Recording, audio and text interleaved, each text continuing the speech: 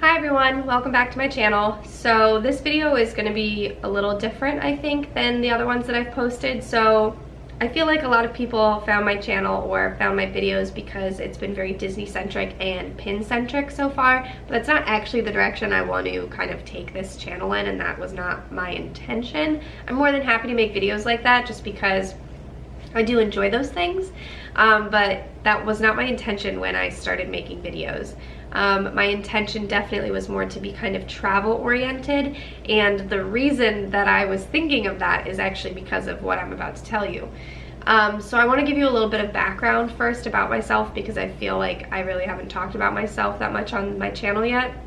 So I feel like you need a little bit of background about me before this kind of makes sense. So I am originally from Connecticut. I grew up there and lived there until I was 11 years old. And then at the end of my 5th grade year, we moved to England. Me and my family moved to London, and we ended up living there for 3 years. So I was there for 6th, 7th, and 8th grade.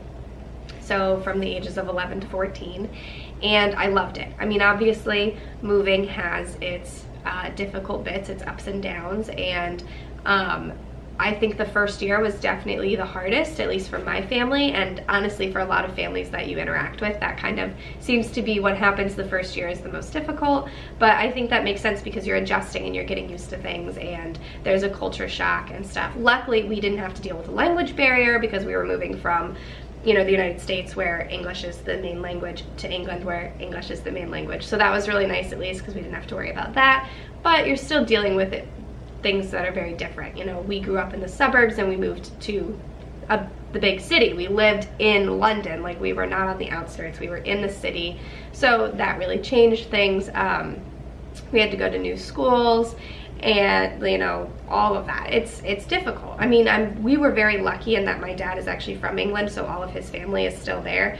But I had friends that moved to England that I met there. Because I went to the American school in London, so I dealt with a lot of kids who were the children of expats, and so because of that, I had a lot of friends that didn't have any family in England and moved all the time.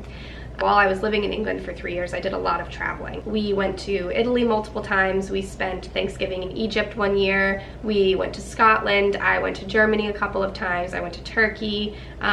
We did France. We did quite a bit of traveling just because everything there is so much closer together. Like a 2-hour flight gets you from London to Rome, which is great. So, you know, we did a lot of traveling while we were there. And I, as a kid, even, you know, I was lucky because I was old enough to kind of appreciate what was going on. I loved it.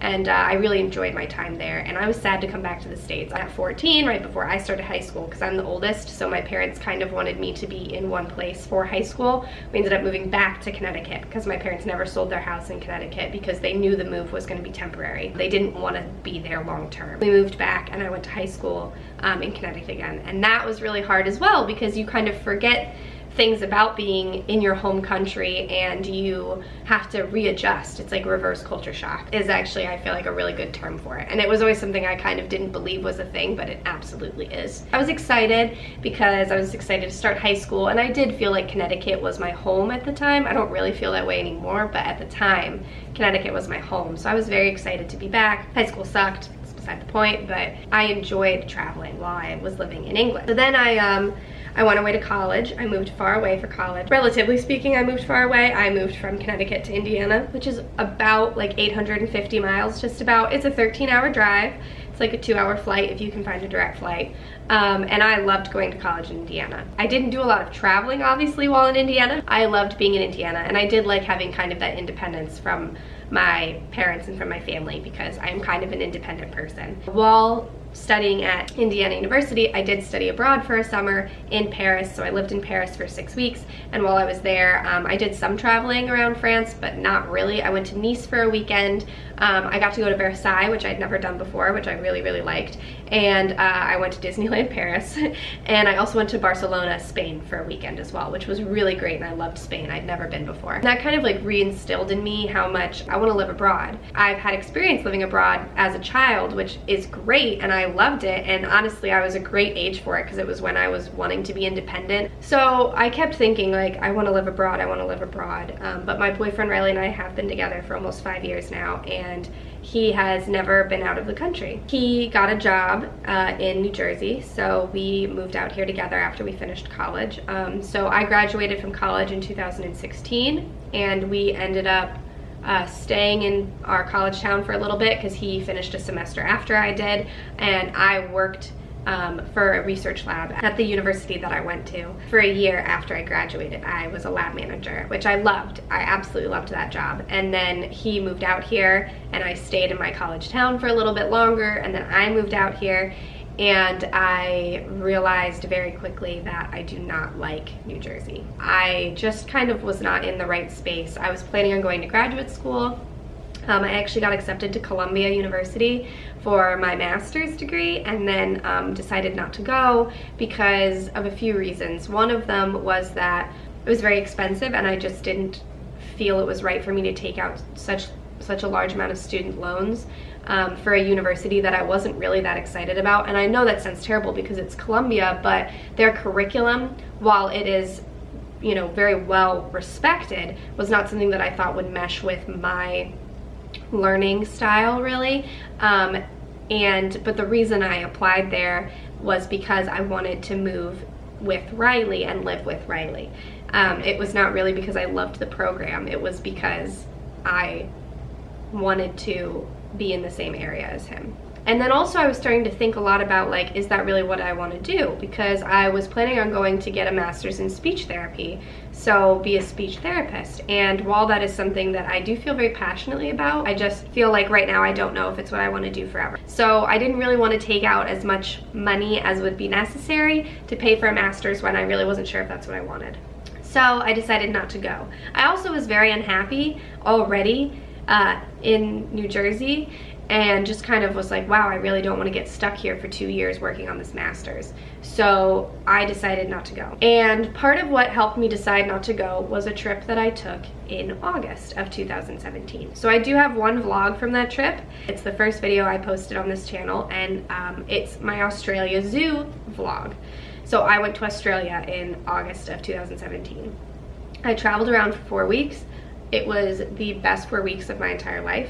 It was absolutely incredible. I went to Alice Springs, which is in the Northern Territory, and I did this thing called the Rock Tour. That's where you do Kings Canyon and Uluru, essentially, and a couple of the other things there, and you camp, and it was absolutely wonderful. I loved it. I saw more stars during that 3-day period than I've ever seen in my entire life combined, I feel like, because there's no light pollution, so it's absolutely beautiful, and it was breathtaking. And it was during that time that I started feeling happy for the first time in a very long time, and that was alarming to me because it kind of felt like, oh shit, this is what this feels like, and this is what it's supposed to feel like every day. And I'm not feeling that while I'm planning to go to graduate school right now. I'm feeling anxious and upset, and I've never been a kid that's been nervous about the first day of school. I love the first day of school. Like, it's the best day, and I love being the new kid. Like, I was never somebody that was nervous about making friends or anything, but I felt that way about starting at Columbia for the first time ever in my life, and I just felt kind of off and decided to ignore it. And then after Alice Springs, I went down to Adelaide, and I actually stayed with a friend of mine from high school, and he and I drove the Great Ocean Road together to Melbourne, which is beautiful, and if you're ever in that area, I really recommend you do it. But during that time, I started talking to him kind of about how I was feeling, and he helped me kind of talk through what was going on, and I decided then on that trip that I would not be going to Columbia. So it was 3 weeks before classes started. So I called my parents and told them what was going on and said that I wasn't going to be going, and that actually I was looking into moving abroad for a year. And they, I think, kind of thought like, oh yeah, okay, whatever, Olivia. We don't care that you're not going to grad school, but sure, okay, you're gonna move abroad for a year, whatever. So he and I went to Melbourne. We went back to Adelaide to spend more time with his family, and then I went to Perth. I decided I wanted to try to go to Ningaloo, which is up north by Exmouth. Really, really tiny town. So I ended up taking a bus up to Exmouth. I got to swim with humpback whales. I went snorkeling, and then I went back to Perth, and that was incredible.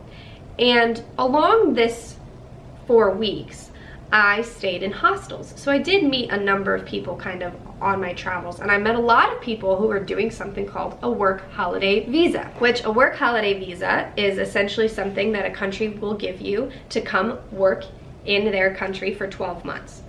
And the whole time I was doing this, I met a lot of non-Americans who were doing it. Lots of Germans, lots of Canadians, lots of French who were in Australia doing this work holiday visa. Mostly in the beginnings of their travel there, I felt like, because those are the people who are the friendliest at hostels because they're trying to make friends. I am a dual citizen. I have dual citizenship between England and the United States. So I was like, oh cool, I'll apply using my English citizenship because, oh, I don't think Americans can do this. And then while I was swimming with humpback whales, I actually met an American girl who was finishing her work holiday year. So, and she happened to be from Connecticut, which is such a small, weird world. So she and I got to talking a lot, and I spent time with her in Perth after that. I talked to her and her friend who she was traveling with, who she met during her year abroad, and they really kind of helped me feel better about like, yeah, I'm gonna do this year abroad. That's what I'm gonna do. I'm gonna do it. They said to me, do not let yourself get comfortable when you get back home and then don't do it. Like, because that will happen. And I kind of brushed them off because I was like, I'm not gonna do that. And I totally did. I totally did exactly what they said I wasn't gonna do. I got back to the States and I got a job basically immediately after returning. I think I got back from Australia, I think on like August 31st or something like that, and I started my job September 11th. So pretty quickly I kind of turned it around and got a job, which I was really happy about because I needed to start working.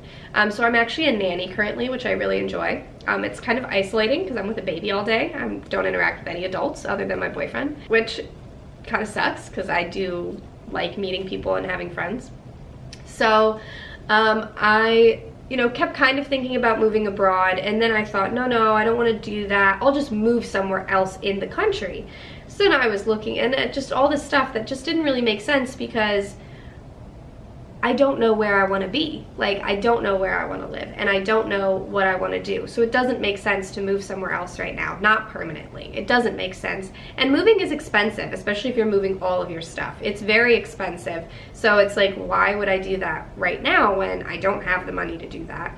And also, I don't know where I want to be. So why am I going to pick up and move all of my stuff? I was really struggling here in New Jersey. I was having a very hard time even after starting my job. I started seeing a therapist who I love, and she and I talked a lot about this kind of like desire that I have to move abroad, and I kept kind of putting it off, being like, it's not the right time, all this stuff. And she and I finally kind of were talking about it, and she helped me realize that no, now is the time. Like, it's time to do it. I'm 24. I'm not married.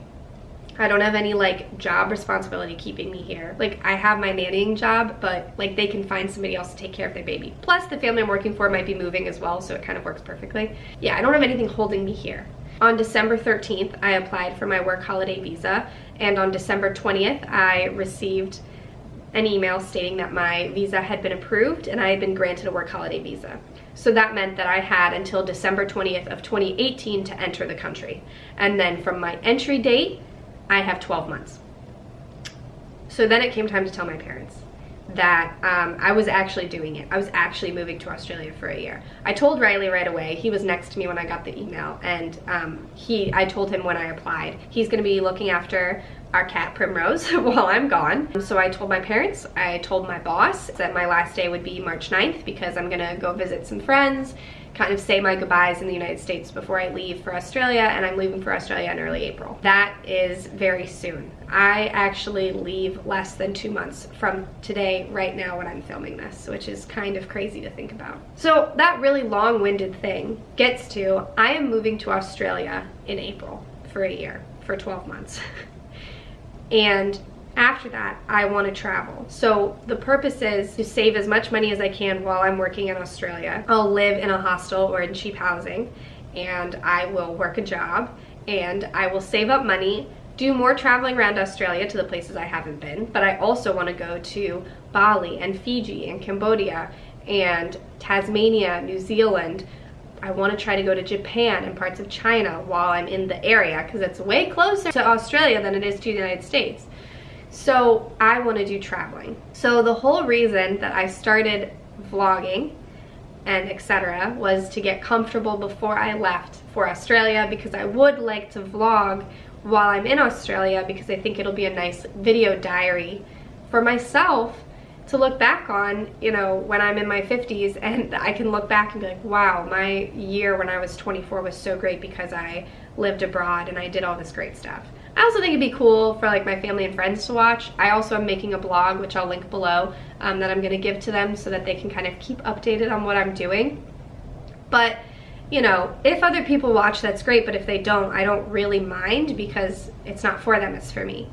And I know a lot of people say that, but it genuinely is for me, because I look back at that Australia Zoo video and I love it, and I kind of kick myself for not vlogging my entire 4 weeks, because, you know, I wish I'd gotten video of the humpback whales that I was near. I wish I'd gotten video of the stuff that I had done while I was on my hiking, camping thing in Alice Springs. You know, I just, I wish I had had the forethought to be like, oh no, I'll want to watch those, instead of being worried about looking awkward or feeling awkward. Like, who cares if I look or feel awkward? These are cool things to look back on. So what you can expect from me in the next couple of weeks is I'm going to talk about how I'm planning on packing, mostly because it will force me to do it, because I'm not bringing my entire wardrobe for a year. It's not happening. I'm not doing it because I don't want to, and I think it's silly to. So I am planning on bringing maybe 2 weeks of clothes for every season. So 2 weeks of winter, 2 weeks of spring, 2 weeks of summer, 2 weeks of fall, and that's it.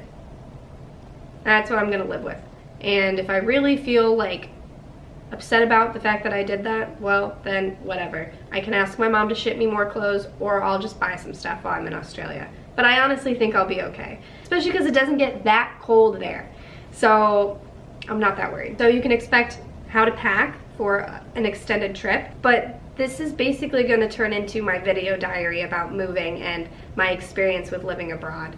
So I can still talk about Disney sometimes, because I would like to try to go to Tokyo Disney while I'm in Australia, like at the end of my year, and then maybe go to Shanghai and Hong Kong, just because I feel like I'm more in the neighborhood. But I don't know if that's gonna happen. My plan after my 12 months in Australia is travel areas around there, if I have the money.